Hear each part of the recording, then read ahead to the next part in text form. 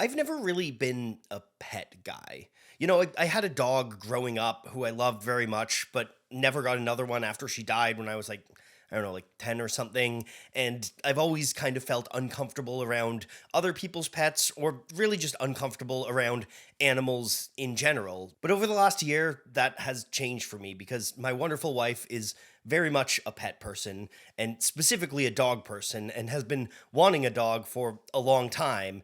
And finally, last year, we were able to get one. So now, with a year of dog ownership under my belt, I can confidently say that, yeah, I guess I'm a dog guy now. So I thought this week it might be fun to do something a little light and talk a bit about this experience through, the lens that I talk about everything through, music. But first, let's meet the dog. Molly! Malls! Good girl. Come here, puppy. Come here. Yeah, you're gonna be on camera. You want some emu? Let's tilt the camera so we can see. Molly? Oh, the light's not picking you up. There we go. Good girl. Good girl. This is Molly. Here, we can take this off. Yeah. That's my dog Molly. She is a Saint Bernard and Border Collie mix. We rescued her about a year ago, and I don't want to go on too much, but suffice to say, she's been a lovely addition to my life. And having this dog in my life and this pet in my life has actually given me some new context and appreciation for some great pieces of music, because a lot of people like talking about their pets, and that extends to musicians as well. There's a long history of people writing about dogs generally, and specifically about their dogs in song. And so that's what this video is going to be about. Like I said, it's a little lighthearted, it's a bit of a change of pace, but yeah, I just want to talk about some cool songs about dogs and explore kind of the way that they embody the character of certain animals. And more than just highlighting and telling the stories of these dogs, I want to explore how these songs express what we culturally associate with doghood and pets and, pet ownership. And I want to explore the ways that various artists have channeled this unique, joyful experience into their own music. So yeah, I guess that's it. Let's take a closer look, I suppose.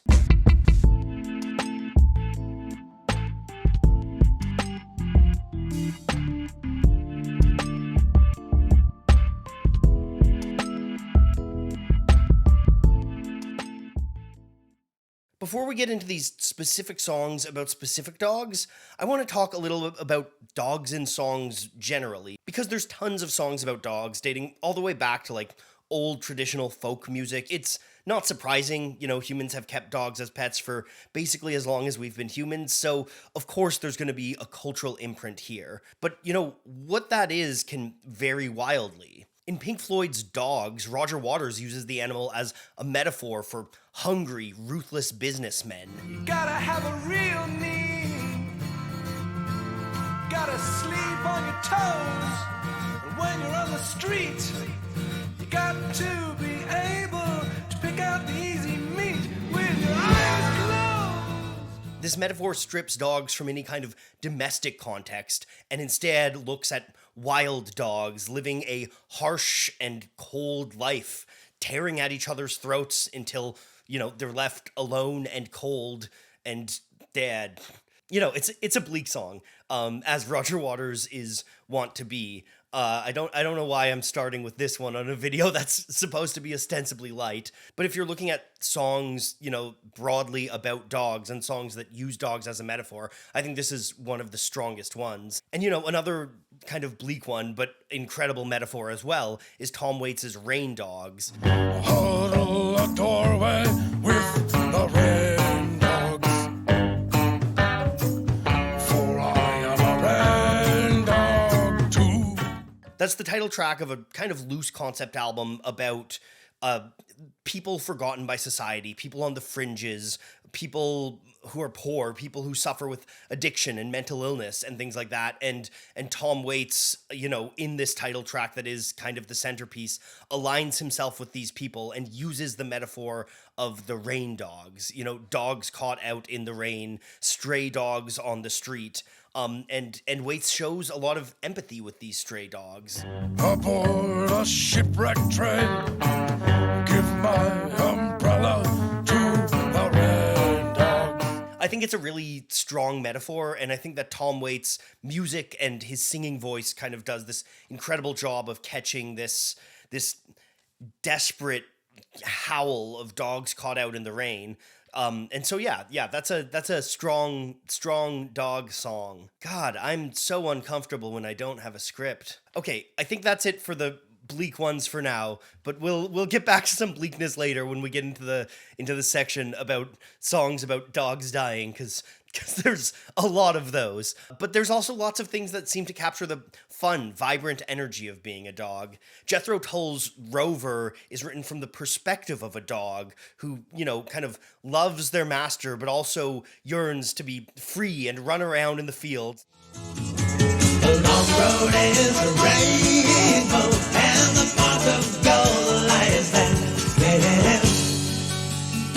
So set the chain and I'm on foot again. You'll find me everywhere, 'cause I'm a rover. It's a super wholesome song, and I think that, like Tom Waits, in a very different way, it's using the dog as a metaphor for something that we all feel as humans. It's associating yourself with a dog, because that yearning to be free and run around, that yearning to be careless and let your hair fly in the wind and all of that is very much, it's a human thing. And I think it's something that a lot of us are able to live vicariously through our dogs. And I think Rover is a song that really explores that in a fun way. There's also songs that use dogs as a metaphor for something hunting you, something following you. Nick Drake's Black-Eyed Dog is a song that is simple lyrically, but kind of a very powerful depiction of the depression that kind of haunted him throughout his life. A black-eyed dog, he called at my door.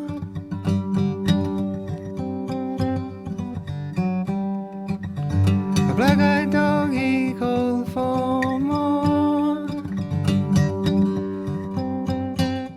And Robert Johnson's Hellhound on My Trail kind of tells a harrowing story, possibly kind of inherited from a history of runaway slaves escaping dogs that were chasing them down.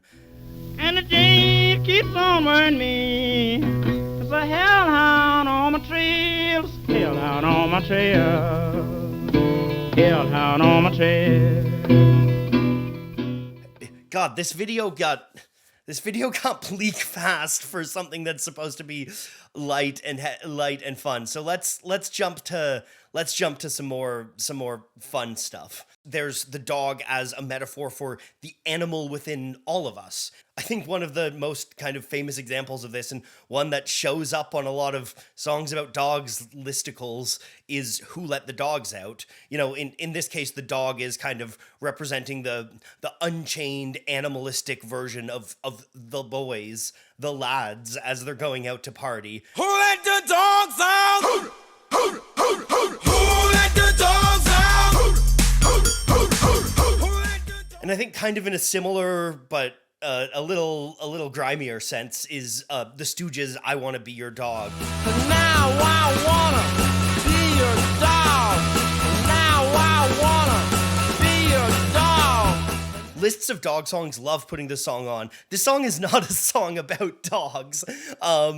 It's a song about BDSM. But it's using that territory of power dynamics and animalistic urges to explore sexual fantasies in a way that is incredibly raw and gritty, and we keep jumping back to the gritty stuff here. I'm sorry, this is supposed to be a light video, casual light video about Iggy Pop's BDSM song.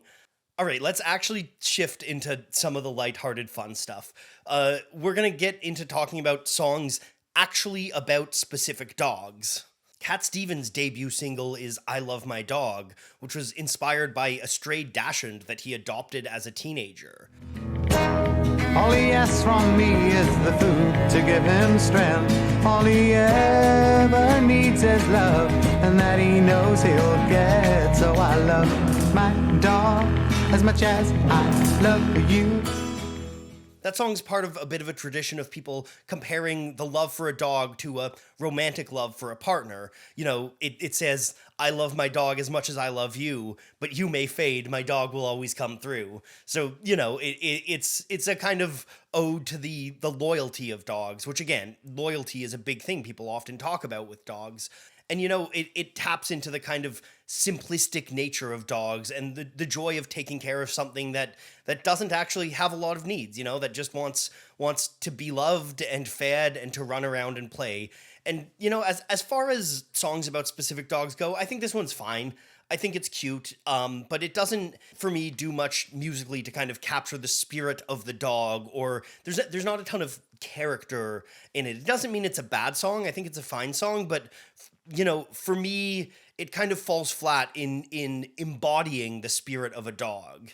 And I'd say kind of similar stuff about Sublime's I Love My Dog. And I love my dog. That song is pretty much a cover of a Bad Brains song called I Love I Ja, except it's changed around to talk about Lou Dog, Sublime's Dalmatian / mascot.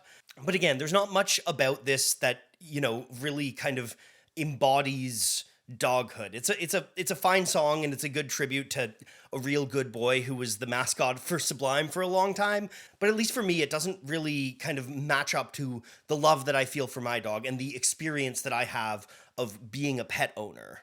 For a song that, for me at least, is a better embodiment of that experience, we're going to turn to one of the greatest songwriters of all time, and honestly, in my book, one of the greatest songs of all time, Martha My Dear by the Beatles. So Paul McCartney wrote Martha My Dear about his English sheepdog named Martha, and I think that this song just oozes personality.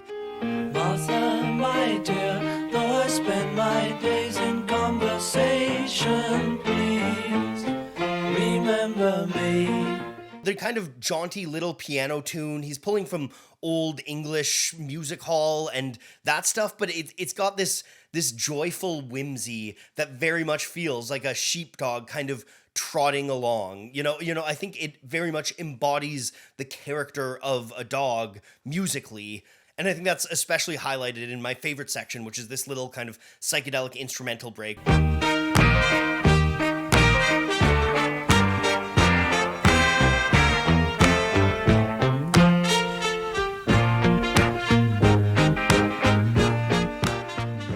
This is an underrated song in the Beatles catalog. This is a masterpiece, a classic McCartney masterpiece that I think deserves a bit more love. And I think that this little instrumental break, in addition to just like transporting you to another world, captures the careless joy of dogs in a really wonderful way. And I think that lyrically, it's a really strong song as well. You know, it's kind of framed as Paul McCartney apologizing to his dog for, you know, having to be caught up in all of these kind of human things that the dog doesn't understand. You know, though I spend my days in conversation, please remember me.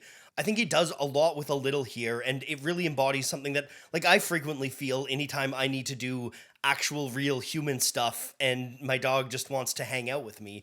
I think Martha My Dear kind of captures that emotion super well and taps into that to find a kind of like profundity in the lyrics, you know, like when you find yourself in the thick of it, help yourself to a bit of what is all around you. Help yourself to a bit of what is all around you, you silly girl. I think for me, that's kind of like Paul McCartney taking the lesson of lightheartedness and playfulness and the simplicity of the life of the dog and kind of trying to pull a bit of a philosophical message from that. And that's kind of underlined by, he says, like, Martha, you've always been my inspiration. A lot of this is kind of Paul McCartney yearning for that freedom that dogs have, and that's one of the great things about having a dog around is you do get to live a little vicariously through your dog and get to see a bit of a kind of light, carefree life. And I think it's healing for the soul when trapped in the shackles of the modern world to imagine being a free, head empty, just vibes kind of being like a dog. And you know, there's actually a lyric that I think I've misheard this lyric, but I have personally always really liked the way my misheard interpretation of this lyric. So the lyric is actually allegedly, take a good look, you're bound to see that you and me were meant to be for each other. And there's a nice poeticism to that, but I in my head always kind of sing it as take a good look, you're bound to see that you and me were meant to be each other. And in that context, I kind of see it as a longing for the simple life of doghood. Maybe that's not what Paul McCartney intended with the song, but for me, I think that's a powerful emotion, because the amount of times that I look at Molly and I'm like, I wish I could just be a dog and not have to deal with all of the everything of life. I think that's a very real emotion, and I think that that's something that, whether intentionally or not, McCartney kind of put into this song. And Martha's not actually the only dog that Paul McCartney wrote about. Sort of. McCartney had said before that the Wing song Jet was named after a black lab that he had, but he's also said that it's named after a pony. And unlike Martha My Dear, there's not really that much lyrically to suggest that Jet is about a dog, so Paul McCartney might be taking the piss a little with this one. So we're gonna kind of put that away and not count it on our list of songs about specific dogs, because it's a little vague. But one that isn't so vague is Pink Floyd's Seamus. Unlike dogs, which is a bleak metaphor about the cold alienation of modern capitalism, Seamus is just like a simple, lazy blues song about hanging around with a dog. I was in the kitchen, Seamus, that's the dog who's outside.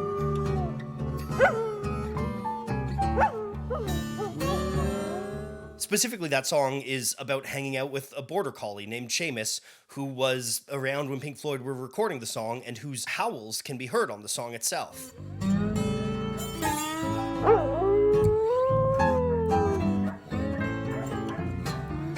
And I really like Seamus. I think it is such a nice, lazy blues song, and I think it captures another aspect of doghood. So many songs about dogs kind of embody dogs through an upbeat playfulness, like Martha My Girl, and, like some other ones we'll talk about in a minute. But Seamus captures another side of dogs, which is when they're not running around and playing. Dogs are incredibly lazy. My dog spends most of her day laying around, groaning and whining that she's not being pet. It's a tough life.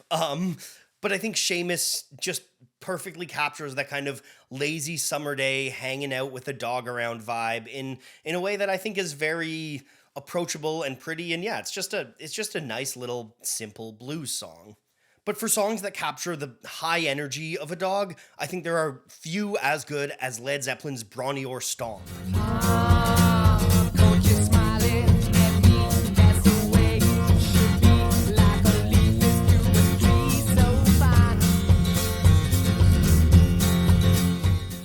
That song was written about Robert Plant's dog, Strider, because remember that while Robert Plant was a rock star and, did shout, "I'm a golden god" on the LA Strip, he was also a big Tolkien nerd, first and foremost. So yeah, of course he named his dog Strider. Plant's light, happy lyrics combined with Page's fingerstyle folk guitar creates this really lovely pastoral image of walking around the British countryside with a dog.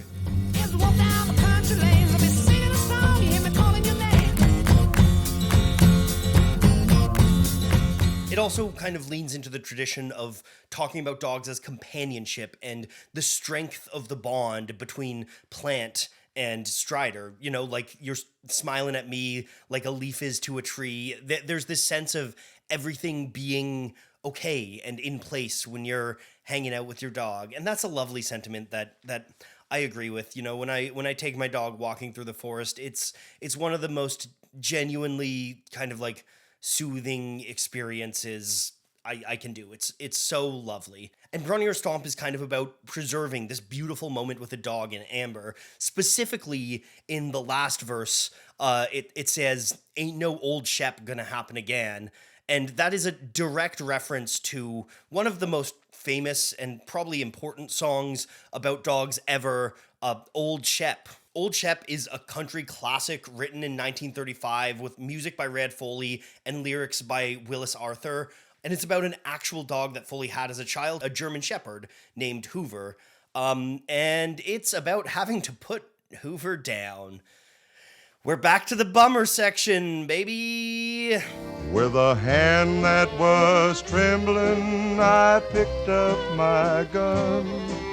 I aimed it at Shep's faithful head. Gallows humor aside, this is actually like maybe one of the most sung about aspects of doghood is the sorrow of parting. You know, there's lots of songs about grief and about losing people of all sorts, but there's a specific kind of melancholy that comes with songs eulogizing dogs. And I think that's often because the kind of sorrow is put in direct comparison to all of these lovely kind of playful things that we've been talking about with songs like Brawny or Martha, My Dear.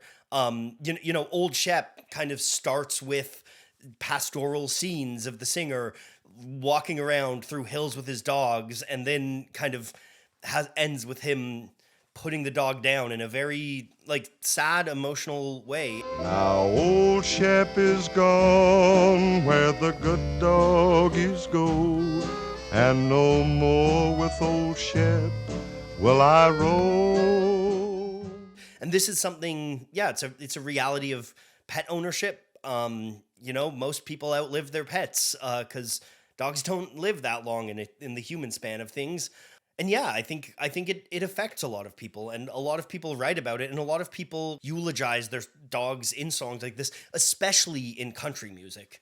Sturgill Simpson's Sam is another one of these songs talking about putting a dog down, and it's very kind of heartbreaking. It follows a lot of the same kind of structure as Old Shep, telling about this dog and his wonder, and it ends with just the heartbreaking lines like, most of all, he was my best friend, and he's gone too soon. He was a hound of hounds, he was wonder of all walkers. He loved howling at the moon, he loved treeing that raccoon. Most of all, he was my best friend, and he's gone too soon.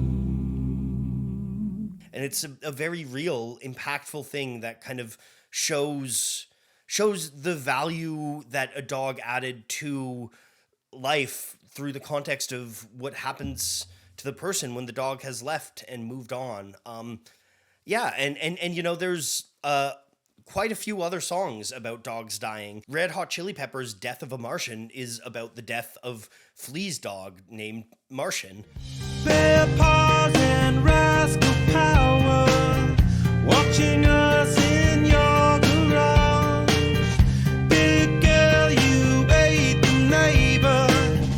The Nova is over. And again, it plays into all of these same tropes about how much the dog loves you and how much it hurts when they die. I don't know what to say. Look at what I lost today, and these are the things that. And all of this brings us to what, for me, I think might be another one of my favorite songs about a dog, and another song that I think really, both musically and lyrically, kind of embodies dogs, which is Neil Young's Old King. King went running after deer, wasn't scared of jumping off the truck in high gear. King went a sniffing and he would go, was the best old hound dog I ever did know. Neil Young wrote this song about a dog of his named Elvis. He changed the name to King for the song, for poetic license, I guess. And, you know, it captures the farm dog energy perfectly, you know, shows King running after deer, jumping off the truck in high gear. It's got this kind of like playful, upbeat jaunt. For some reason, I feel like the banjo in this song embodies dog energy in a really great way.